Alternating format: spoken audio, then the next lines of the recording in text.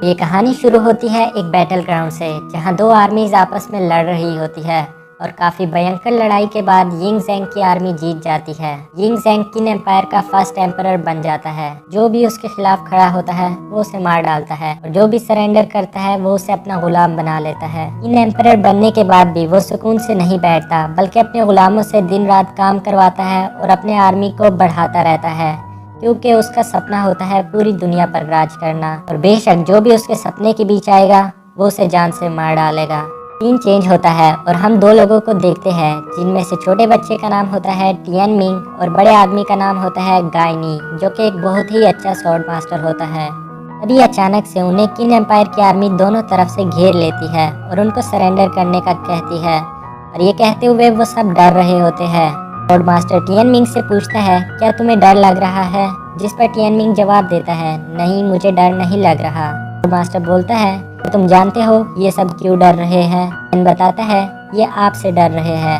पर sword master बोलता है, ये मुझसे नहीं, मेरे रास्ते में आने के अंजाम से डर रहे हैं। स्वॉर्ड मास्टर आगे बोलता है कि तुम इनकी आंखों में डर देख सकते हो, तो इन आंखों को कभी मत भूलना, क्योंकि तुम्हें स्ट्रॉन्ग बनना है। जिस पर टियन मिंग बोलता है, मैं कभी नहीं डरूंगा। स्वॉर्ड मास्टर कहता है, डरना बुरा नहीं है, पर असल में स्ट्रॉन्ग वही होता है जिसका एनिमी उससे ज्यादा डर रहा होता है।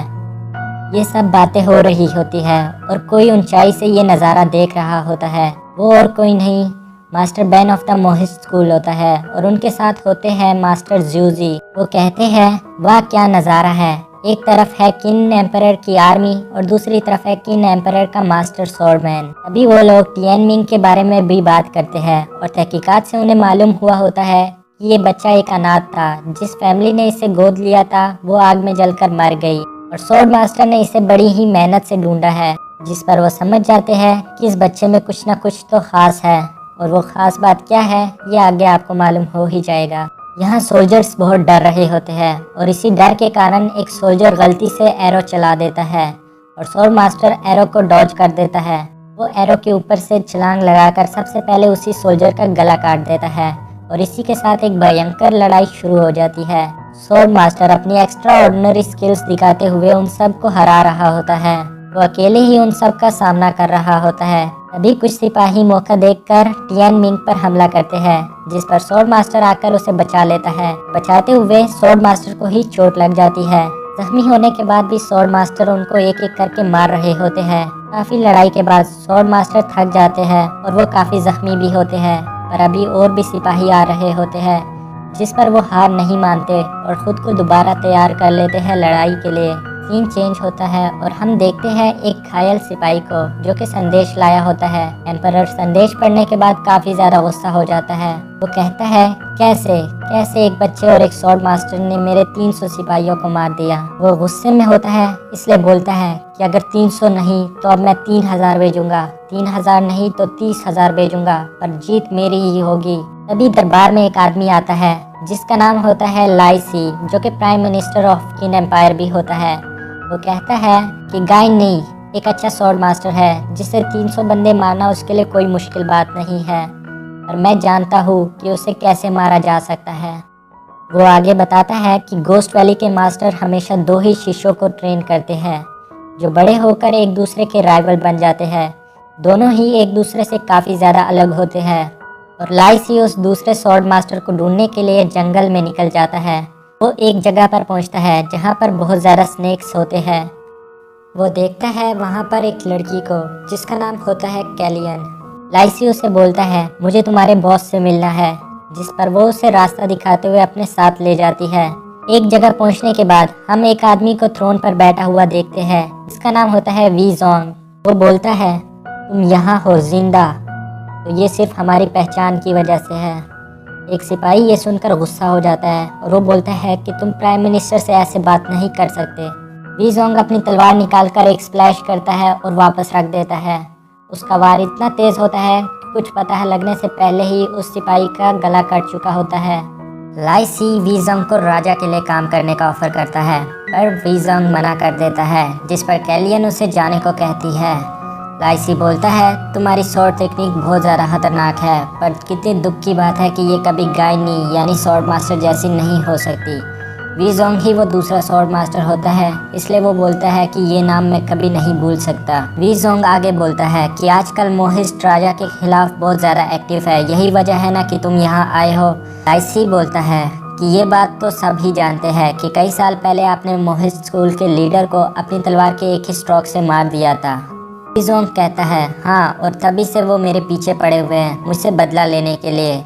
लाइसी बोलता है कि गायनी मोहिस्ट स्कूल के काफ़ी ज़्यादा नज़दीक है, जिस पर वाइजिंग पूछता है कि वो बच्चा कौन है जिसे वो बचा रहा है, जिस पर लाइसी कोई ख़ास जवाब नहीं देता, सिर्फ इतना बोलता है कि बस उस बच्चे को बहुत पहले ही मर जाना चाहिए था।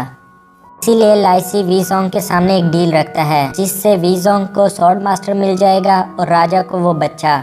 अब लाइसी चला जाता है और अपने सिपाहियों को भी साथ ले जाता है। कैलियन वी जोंग से पूछती है कि आप क्या सोच रहे हैं। वी जोंग पूछता है कि वू शेंग, कैंगलिंग और बाइफेंग किधर है, जिस पर कैलियन बताती है कि मैंने उन सबको इन्फॉर्म कर दिया है यहाँ आने के लिए, और वू शेंग ट्रेनिंग कर रहा है एक माउंटेन पर जो कि सिर्फ 125 किलोमीटर दूर है शेंगडेंग से।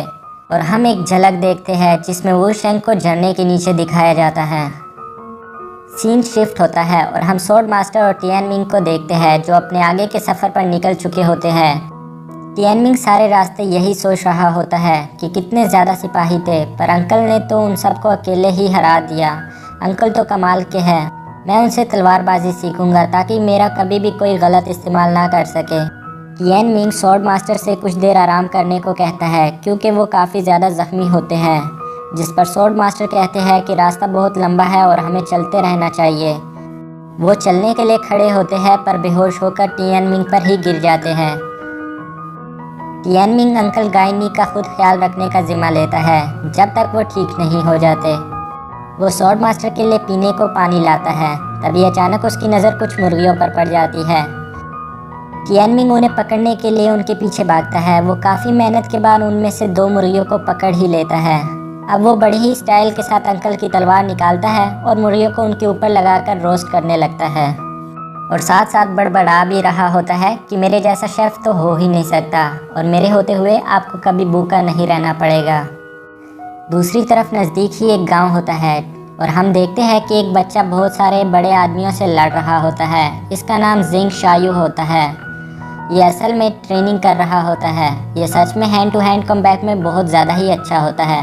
वहाँ 2 लोग और भी होते हैं जिनमें से एक होता है शायू का अंकल लिंग, और दूसरा होता है उसका मास्टर फैन। शायू को फायरवर्क की साउंड आती है और वो विंडो से देखकर उसे दुश्मनों का हमला समझने लगता है, जिस पर वो फ़ौरन वहाँ जाने के लिए भागता है, पर मास्टर फैन उसे रोक लेते हैं और सिर्फ सिपाहियों को वहाँ जाने के लिए कहते हैं।